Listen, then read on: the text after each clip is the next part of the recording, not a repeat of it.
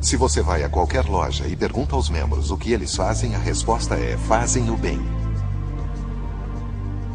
Sou John Hamill e sou maçom. O que tentamos fazer é descobrir o que temos em comum e como podemos transformar isso a favor da comunidade como um todo. Uma grande quantidade de trabalho voluntário, mas não simplesmente com dinheiro, também doando nosso tempo e coisas que sabemos fazer.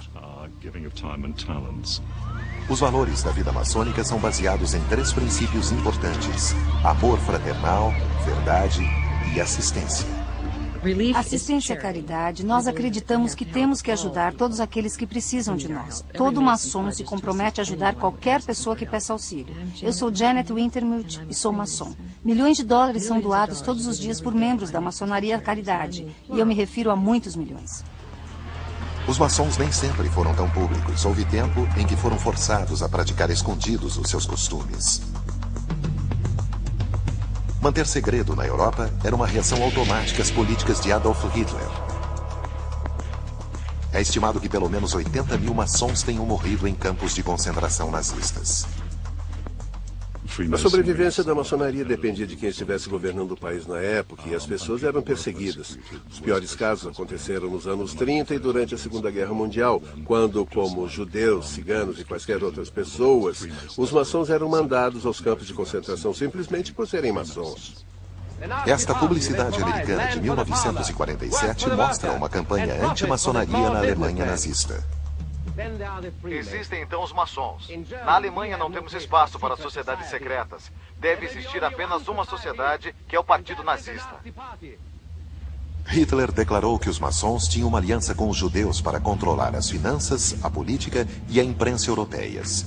Uma vez no poder, Hitler destruiu todas as lojas alemãs e adotou uma política escancarada de extermínio aos maçons.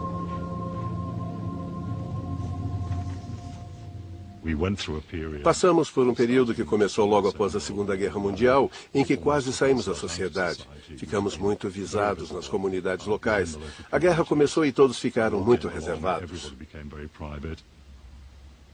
Ironicamente, foi a regra do sigilo a coisa que Hitler mais desprezava que o salvou. Foi o sigilo que sempre permitiu a sobrevivência da maçonaria. Mas o segredo e o fato de não ser uma ordem aberta permitiu que pessoas difamassem e criassem conspirações para gerar o medo do desconhecido que foi projetado na maçonaria. Isso permitiu que a sociedade continuasse com tal perseguição, muitas das vezes sem justificativa. A prática de não confirmar ou negar está prejudicando a maçonaria, porque então presume-se que seja culpada. Nós não informamos o público, nos desligamos da mídia e permitimos o crescimento de uma mitologia sobre a maçonaria ser uma rede secreta. Um problema para a maçonaria é que, como é uma sociedade secreta, é evidente que se buscam pistas em relação à real natureza desta sociedade. A inclinação para o sigilo falhou quando eles foram acusados de envolvimento com a morte que mais chamou a atenção no século XX. A de Roberto Calvi, o banqueiro de Deus. Os tabloides tiveram muito trabalho quando perceberam que Calvi tinha sido membro de uma seita secreta com ligações aparentes com a extinta loja maçônica conhecida como P2. A P2, ou Propaganda 2, como era conhecida, foi originada na Itália em 1885. A facção foi infiltrada pelo governo e oficiais militares, bem como executivos desonestos, muitos com conexão com a máfia. Por causa disso, os figurões maçônicos foram obrigados a fechar a loja Propaganda 2. Em 1976, seu líder, o financista Lúcio Gelli, foi expulso da maçonaria. Ele retomou a loja em segredo, a renomeou P2 e a manteve funcionando sem o consentimento da loja principal, o Grande Oriente.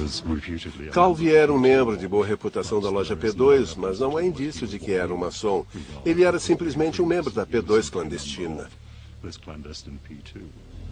Quando Gelli recrutou Roberto Calvi um ano depois, em 1977, a P2 era apenas um clube privado para alguns bem conceituados associados.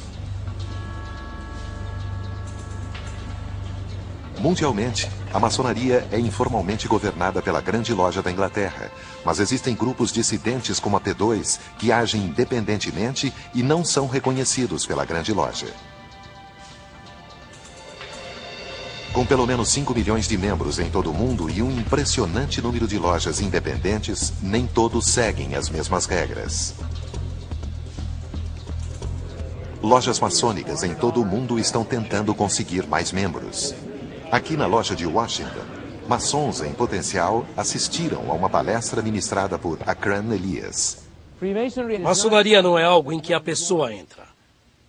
Ninguém entra na maçonaria. A pessoa se torna maçom. Ela é aceita.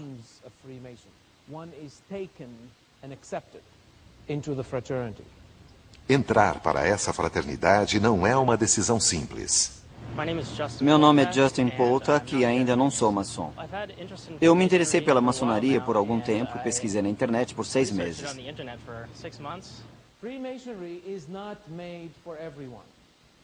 Maçonaria não foi feita para todos. É elitista? Não. É seletiva? Com certeza. Por que é seletiva?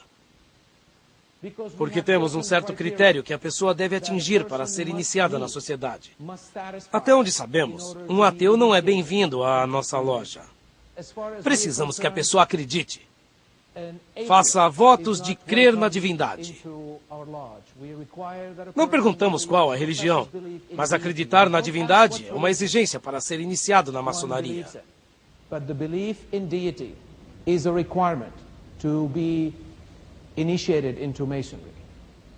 Justin acha que os valores da maçonaria poderiam lisonjear suas próprias crenças.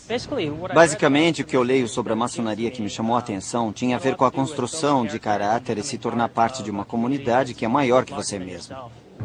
Jovens como Justin são encorajados a unirem-se à comunidade maçônica tradicional, ao contrário das mulheres, que são 50% da população. Todos os grupos maçônicos femininos permanecem não reconhecidos pelas lojas de tendência atual e, mesmo assim, seus números estão crescendo.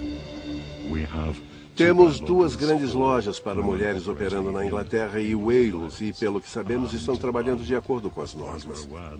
Elas seguem os mesmos princípios, fazem as mesmas cerimônias, vestem os mesmos emblemas que nós. Estão envolvidas em caridade com grandes quantias. Elas gostariam de ser formalmente reconhecidas, mas, na verdade, não querem vir para nossas reuniões e não nos querem nos encontros delas. Nos Estados Unidos, isso não impediu as mulheres de exigir o uso do avental como os homens.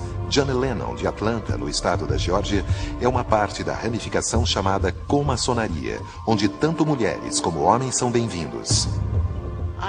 Sou June Elizabeth Lennon, mulher maçom de Atlanta, Geórgia. A experiência de ter homens e mulheres operando juntos na mesma loja é valiosa porque você vê yin e yang, você vê o preto e o branco, você vê a opinião masculina oposta à feminina. Particularmente, acredito que há diferença entre os sexos. Nós pensamos de maneira diferente. Existem irmandades secretas maçônicas que, na verdade, banem homens. Susan Gonzalez é um membro da loja Universalis na cidade de Nova York, uma organização baseada nos ritos antigos que antecedem a maçonaria moderna. Sou Susan Gonzalez, mulher maçom, cidade de Nova York. Mulheres têm sido parte de antigos rituais místicos por milhares e milhares de anos. E a maçonaria meio que foi pegando emprestado aqueles símbolos ao longo dos tempos. As mulheres nunca foram excluídas completamente deste processo. Então não vejo como se tivesse sido uma cópia, e sim como uma evolução. A maioria das pessoas concordaria que as lojas maçônicas hoje em dia possuem a sua própria herança, aquela começada em 1717, quando 4 lojas entraram na região banqueira de Londres para formar o que é conhecido hoje por a Grande Loja da Inglaterra. Eles se encontraram em um bar chamado Goosey & Gridlow e se intitularam maçons, para se diferenciarem das outras associações de cavalheiros na época.